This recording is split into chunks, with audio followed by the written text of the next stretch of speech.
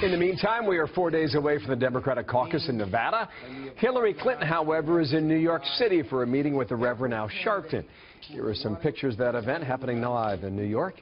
Ed Henry, meanwhile, is in Vegas, baby. Ed, good morning. Why is Hillary Clinton in New York?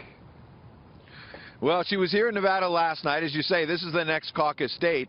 She has a lot of work to do. We'll talk about that in a moment. She flew back to New York because she's meeting with Al Sharpton, other civil rights leaders, NAACP. You see a live picture happening in New York City right now.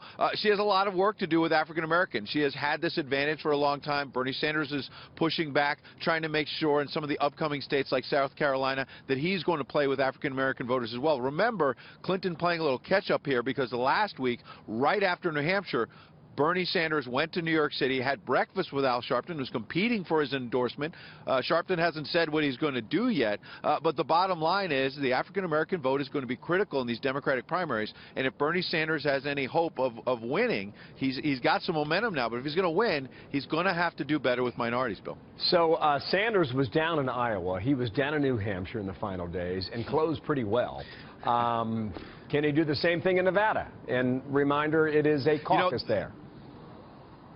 Right, and the caucus situation like Iowa can play to Bernie Sanders' organizational strength, perhaps, and you lay it out perfectly. A month ago, the Clinton camp was touting the fact that they had a 25-point lead here. You can see some of the video we have. This is some of Sanders' folks. He did some organized labor events, some veterans events yesterday. His volunteers going out there trying to hit the ground and do what they did in Iowa, do what they did in New Hampshire. But the bottom line is, you know, John Ralston, who's the best political prognosticator on the ground here in Nevada, nonpartisan, has said that the Clinton camp is in panic mode right now because they were up 25 points a month ago, and right now this is a very tight race. And so Sanders is hoping to shock the world yet again on Saturday. And we'll see if he does. Thank you. Ed Henry, live in Las Vegas. Thank you, Ed. We'll talk to you real soon. 10 minutes past. Martha.